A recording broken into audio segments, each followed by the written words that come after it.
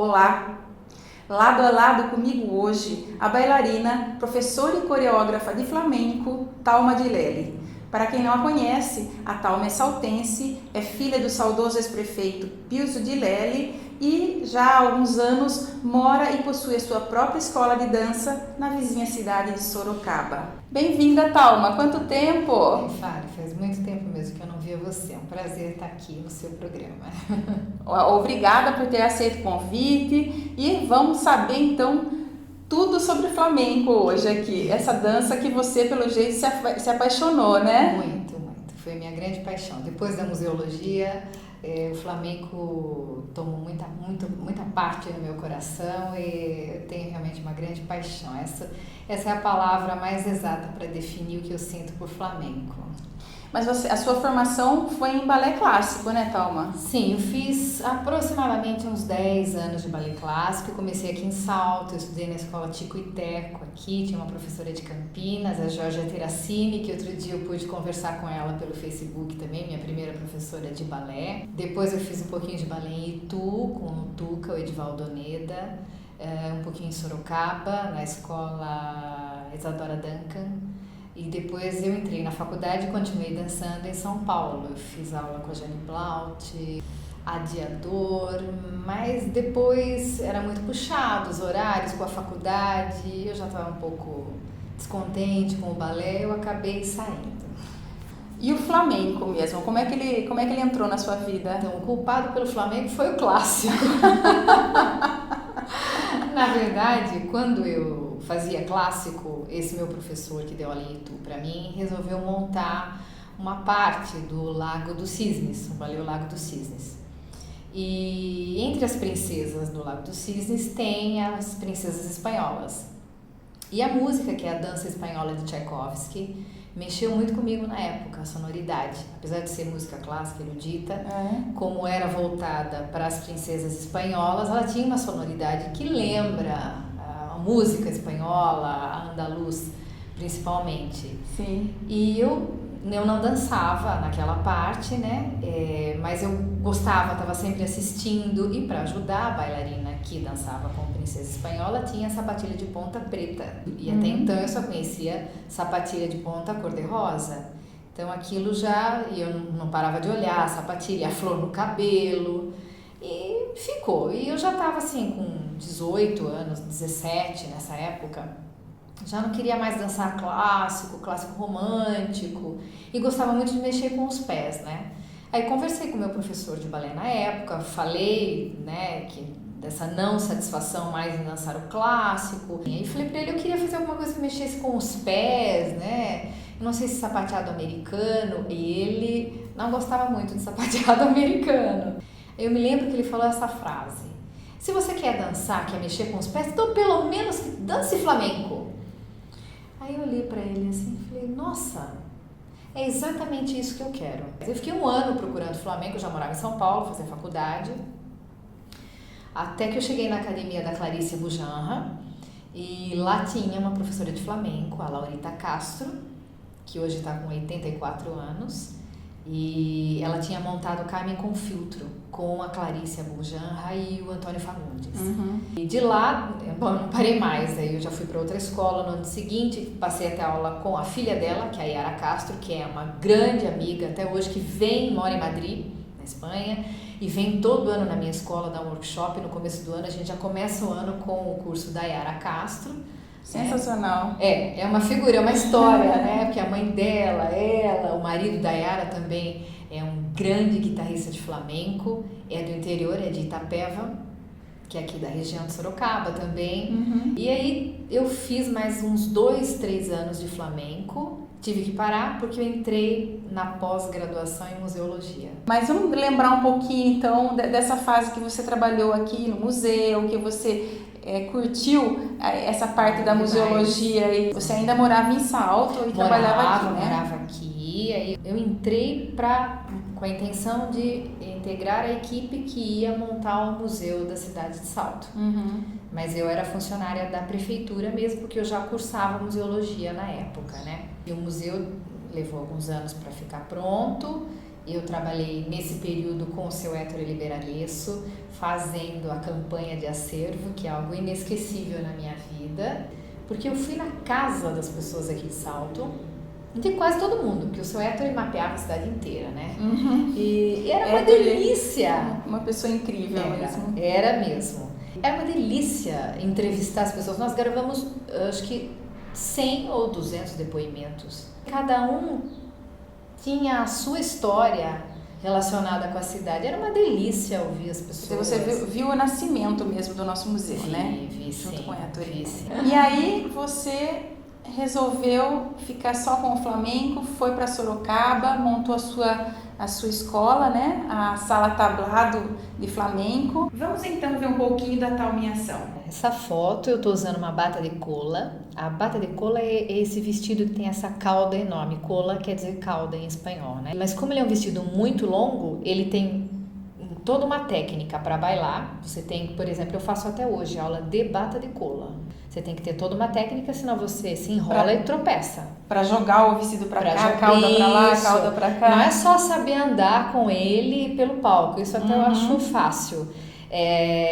São os efeitos que a gente faz, né? Gira, cruza, descruza, joga a bata, faz a bata planar, menos bata, só a ponta, é uma série de coisas. E além da técnica para baile, a pessoa que faz a bata de cola, que costura, também tem que ter a técnica própria para uma bata de cola. Não é uma série de pano com babado que é só enfeite, não. Ela tem que ter um peso certo, ela tem um cordão que passa pelo meio dela. Senão você não consegue fazer todos esses efeitos. Se for um pano menos encorpado, essa parte vermelha de baixo dela chama papeles. Se o papel, essa bata minha é preta e vermelha, o papeles veio da Espanha. Sim. Esse papeles ele tem que ter esse peso, não pode ser muito mole, senão você não consegue dançar com a bata, consegue fazer os efeitos. Entendi. E aquela foto foi tirada aqui em Salto. Na Sala Palma de Ouro. Na Sala Palma de Ouro. Sim, na reapresentação do espetáculo da minha escola Latorada. Acho que foi em 2012. Essa foto que nós estamos vendo aí agora é do mesmo espetáculo. É do mesmo espetáculo, isso. E essa? Ai, que linda.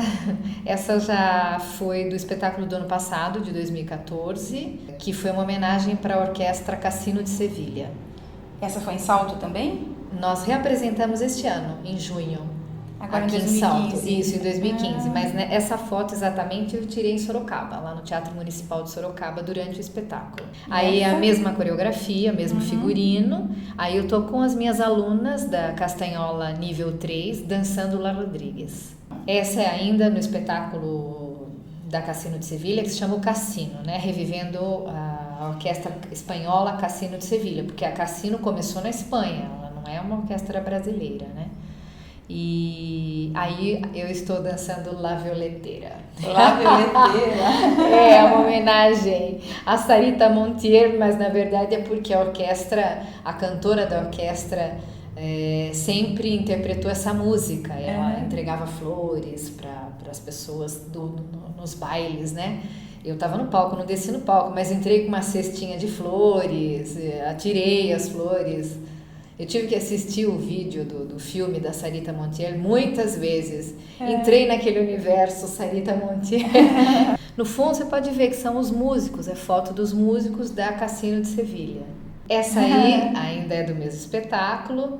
Eu estou dançando Granada com o cantor da Cassino de Sevilha. O flamenco é uma dança muito forte, é uma dança que é muito mais de dentro para fora. Quente. Realmente. Mas Granada é uma música que não tem compasso flamenco, ela é uma canção, mas eu pessoalmente, eu gosto muito da cidade de Granada, eu gosto muito da Andalucia, para falar a verdade, mas Sevilha eu gosto, mas Granada e Córdoba tem uma verdadeira paixão, uma afinidade, eu gosto de ir para lá, eu gosto de andar, eu gosto de encontrar as pessoas, eu gosto de conversar com os velhinhos ali em Granada. Eu lembro a última vez que eu fui a Granada, eu comprei um monte de boné pro meu pai, que meu pai adorava boné, porque lá tem muito velhinho ali na praça, e perguntava para eles. Então, particularmente, dançar a canção Granada, apesar de não ter compasso flamenco, Para mim é muito forte, é uma emoção muito grande. E com o cantor da Cassino interpretando, foi muito legal. Ele aí. É o Alberto Fernán Cabanhas. Arrasa, uma voz maravilhosa, maravilhosa. Ô Thalma, e qual é a origem do flamenco? Como é que nasceu essa dança? O flamenco, ele é andaluz, da Andalucia, que é a região do sul da Espanha, né? Ao contrário do que todo mundo pensa, na verdade o flamenco hoje se tornou um ícone da Espanha, né? Você fala, Espanha, olé, todo mundo já faz o movimento flamenco. Mas ele é uma dança típica da Andalucia, que é a região do sul da Espanha, é uma província cuja capital é a cidade de Sevilha. O flamenco, ele não tem uma data exata de início do flamenco. Uns dizem final do século XVII, outros início do século XVIII, e fica essa discussão. E o flamenco, ele nasce da junção da cultura de vários povos que já habitaram a Andalucia. Entre eles, ciganos, os mouros, os próprios andaluces que estavam lá, os judeus. É uma mistura. Que se entendiam muito bem. A gente tem que lembrar sempre que os árabes ficaram 800 anos na Andalucia. Tudo lá é muito árabe. Quando teve a retomada do poder dos reis católicos, a gente bate com o período da Inquisição, né? Então, esses povos, os árabes, judeus, ciganos, eles tiveram que fugir, literalmente. Se isolaram. Em Granada, a gente ainda vê, né, as cuevas lá hoje é bairro, né, Sacromonte, Albaicín, mas antes não era, né, era montanhas, eles foram se escondendo para lá. E, claro, se você pega um povo, separa, eles têm que ficar isolados, escondidos. É natural que surja alguma coisa deles, entre eles. Aí surge a poesia. A poesia falando da tristeza de viver assim, dessa perseguição, do lamento. Depois da poesia, depois essa poesia é musicada. Então aí surge o que a gente chama de cante flamenco. Depois do cante veio a guitarra, que é o violão. Na Espanha, guitarra e violão, que o violão flamenco é um violão acústico, não é um violão elétrico, né? A gente chama de guitarra porque quer dizer violão em espanhol. Por último veio o baile. Hoje o baile tem uma supremacia, eu sempre falo pra eles, gente, tem uma supremacia, me desculpem, todo mundo gosta mais de ver a gente dançando do que vocês tocando, eu falo pros músicos, eu falo brincando, é mais claro. bonito, né? Tem mais envolvimento. Mas a gente depende deles, não tem jeito pra tocar, né? Mas mesmo assim, veio muito tempo depois. Aí depois disso, ele tem uma fase doméstica, onde você começa a juntar a poesia, cante, guitarra, baile, né? Os ciganos principalmente são os grandes propagadores do flamenco, sem confundir dança cigana com dança flamenca, que são coisas diferentes. E dessa fase doméstica entra no período que começam a surgir os cafés cantantes, que são casas como os tablados que tem hoje na Espanha, para você ir assistir espetáculo de flamenco, onde começou a entrar dinheiro na história, começou a entrar o comércio, porque as pessoas começaram a dançar para também serem remuneradas por aquilo que faziam, né?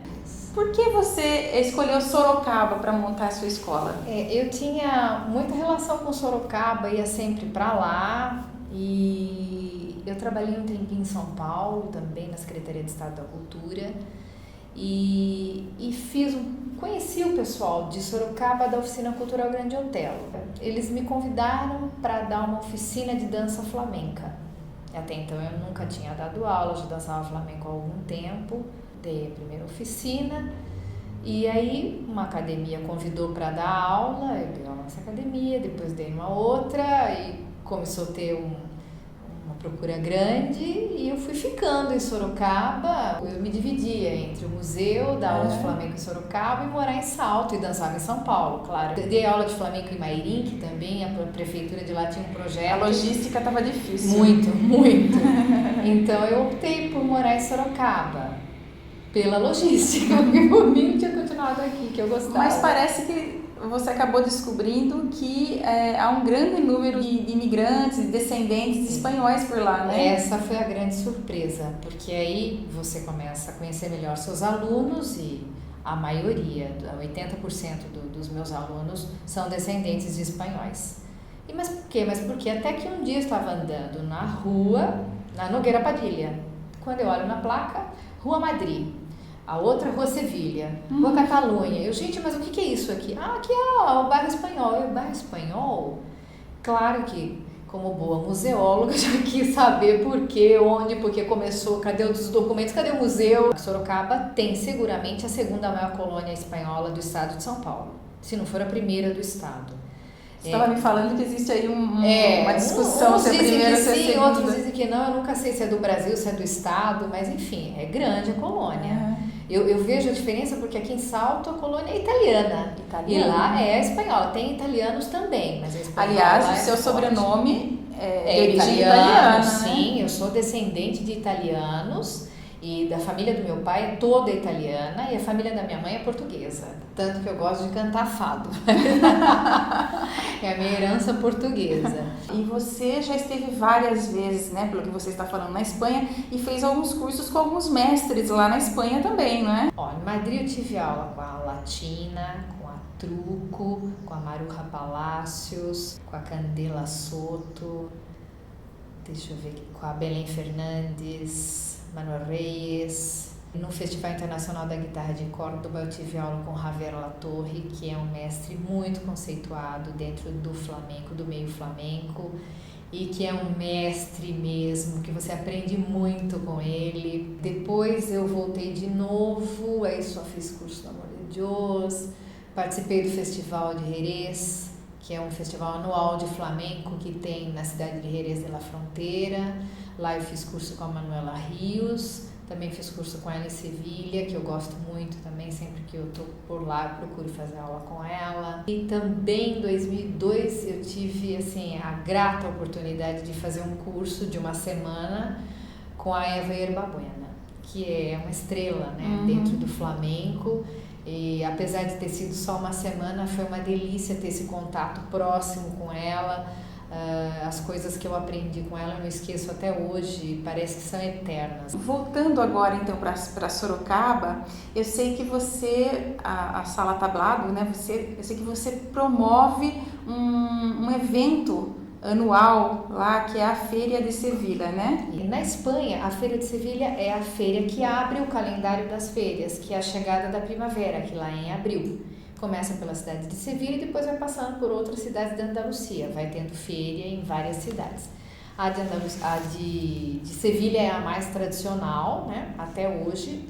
Enfim, é um evento onde as pessoas vão durante uma semana, a entrada é franca, para você dançar sevilhanas a noite toda, e elas têm várias casetas, que são umas casinhas, uns estandes, tem mais de 1000. Que cada estande pertence a uma família ou 2 famílias que se reúnem e eles pagam caro para ter esse estande. Tem 1 ou 2 públicas, você na pública você pode entrar e fica tocando sevilhana. Algumas têm música ao vivo, a maioria delas tem sevilhanas com CD, e é onde as mulheres vão com aqueles trajes flamencos, que elas chamam de traje flamenco, que são aqueles vestidos super encorpados, cheios de babado. Os vestidos não são para dançar flamenco, são para ir à feira de Sevilha mesmo, né? Bom, em função dessa feira de lá da Espanha, eu quis fazer uma na minha escola, para envolver mais os alunos, né? Desde que eu montei a Sala Tablado, eu sempre insisti que para dançar flamenco, você teria que saber da história do flamenco. E além da história do flamenco, de como surgiu, de como é o flamenco, que você também estudasse as vertentes flamencas. A feira, para mim, é uma delas. Então, vamos fazer uma feira aqui, e, claro, com 80% descendentes espanhóis, não foi nada difícil. Eu faço puteiro, eu faço aderiram rapidinho. Rapidinho. E aí nós fizemos o primeiro no quintal de uma casa onde funcionava a clínica de um aluno nosso. Para nossa surpresa, lotou. Quase não cabia ninguém, foi uma coisa assustadora. No outro ano ele reformou, ampliou, esse ano vai dar. Lotou de novo, tinha mais gente ainda. Falei, não dá. Vamos alugar o salão da igreja, só que essa casa fica na Vila Hortência, que é o bairro espanhol de Sorocaba. Aí eu falei, vamos alugar o salão da igreja da Vila Hortência, a Igreja Bom Jesus, que é um ponto de encontro dos espanhóis, e também porque está dentro do bairro espanhol, faço questão que seja dentro do bairro espanhol. Aí a gente começou a descer a Avenida da Nogueira Padilha. No dia da feira, a nossa feira dura um dia só, né? A festa é à noite e de manhã nós fazemos o desfile na Nogueira Padilha com um carro de som tocando sevilhanas e a gente para em alguns pontos e dança sevilhanas, né?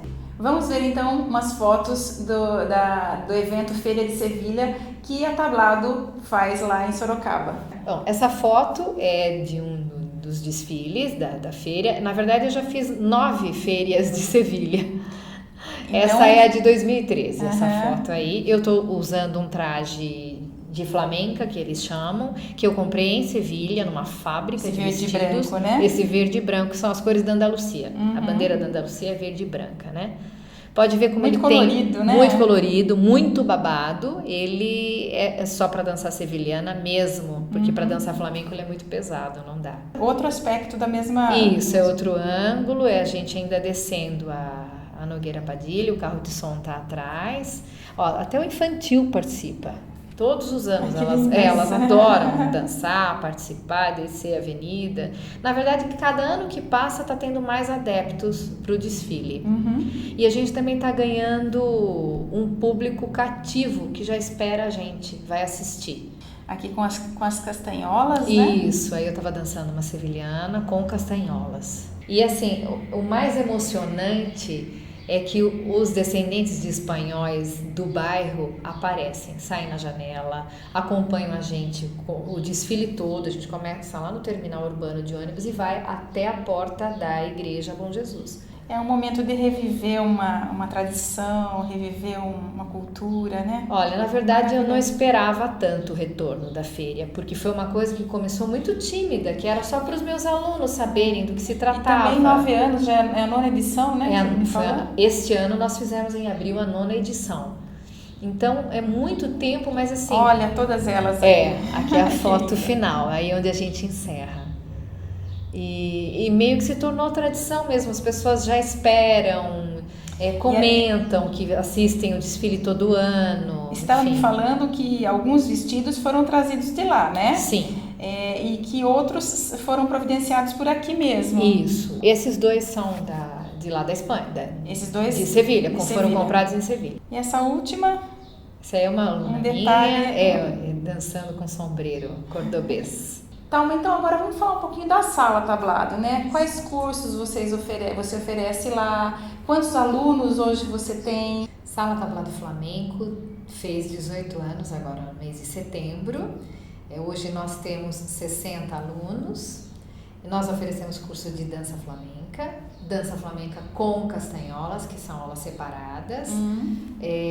As aulas de baile tem aula que tem abanico, que é o leque, que eu já vou mostrar, castanhola já falei. A gente tem aula também de cajón, que é um instrumento de percussão peruano, que foi introduzido no flamenco por um brasileiro, um percussionista brasileiro.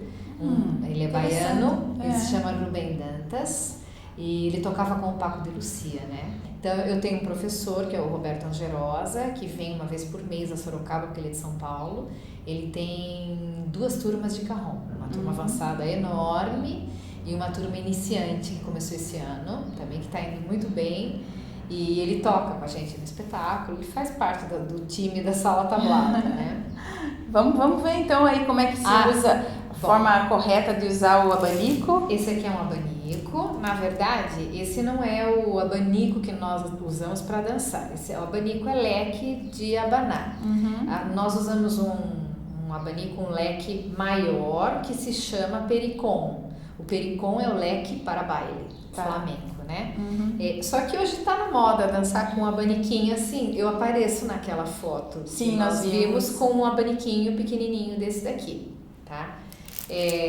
Mas dá para demonstrar um pouquinho da técnica, tá? Vai lá. Abrir o abanico. A gente trabalha muito com a munheca, mexendo o abanico assim. Tem os abanos também, passa abanico por trás, pela frente, joga pra cima, vira, abre, ao gosto do coreógrafo. Muito legal. E aqui as castanholas, isso, as castanholas, vamos lá.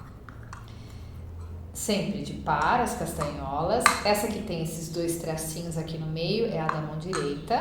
Ah, tem a mão correta. Porque ela é um pouquinho mais aguda. E essa aqui é um pouquinho mais grave na mão esquerda. A castanhola, ela vem do clássico espanhol. O balé clássico espanhol usa muito a castanhola. Ela foi introduzida no flamenco na década de 20. A mão esquerda tem a nomenclatura de A. Sim. A direita é o Pi. Uma castanhola na outra é o Ti. E as duas ao mesmo tempo é o Tá. E quando você repica é o Ri. Esse é o Ri. Ah, que legal! Muito bom. As pessoas gostam muito de castanholas. Aqui no Brasil eles adoram quando a gente dança de castanholas. Eu, quando comecei a dançar flamenco, tinha aula de castanhola. A Laurita tocava piano e a gente tocava castanhola junto, né? E depois ela meio que caiu em desuso. Era começo da década de 90, todo mundo falava, não está na moda castanhola, e eu adorava. Mas assim. é lindíssimo, lindíssimo. Aí depois teve uma volta, e era muito rígido antes. Você não poderia dançar com castanhola se não fosse fandangos, que o flamenco é composto por ritmos. Cada ritmo tem um tipo de contagem, tem uns 200 ritmos, né? E castanhola era permitido no fandangos, nas seguirias e nas sevilhanas. Se não fosse para dançar esses 3 ritmos, com castanhola não podia. Hoje você toca onde você quer a castanhola, né? É tradicional ainda nesses, mas você pode perfeitamente montar um baile de 12 tempos, umas alegrias, o que você quiser, e colocar a castanhola, não tem problema nenhum. Não é tão rígido como era antes, né? Thalma, nós estamos quase encerrando aqui nosso programa. Eu queria que você deixasse aqui os contatos da Sala Tablado, né, para quem quiser saber mais sobre o trabalho que você desenvolve lá. A Sala Tablado Flamenco fica na cidade de Sorocaba, na Avenida Mário Campolim, número 699/701, fica no bairro Campolim. Nosso telefone é DDD 15 4141 1838 ou também DDD 15 99788 8898, e nós temos a nossa página da Sala Tablado Flamenco no Facebook. Ai, facilita. Bastante, que lá tem todas as informações, fotos, chamadas de cursos, né? E posso fazer uma chamada para o nosso espetáculo? Pode. Nós vamos estar com um espetáculo novo deste ano, que se chama Flamenco para tus Ojos, nos dias 8 e 9 de dezembro, no Teatro Municipal de Sorocaba, às 20 horas. Todos convidados. Todos convidados, eu aguardo todo mundo lá. Thalma, que delícia receber você aqui. Olha, tava com muita saudade. Muito obrigada, viu? E parabéns pelo seu trabalho aí no flamenco. Obrigada. Parabéns mesmo. E eu que agradeço. Volte sempre. Voltarei. Muito obrigada. E obrigada a você que acompanha aqui o Lado a Lado. Curta, comente, recomende aos amigos. E a gente se vê no próximo. Beijo e até mais.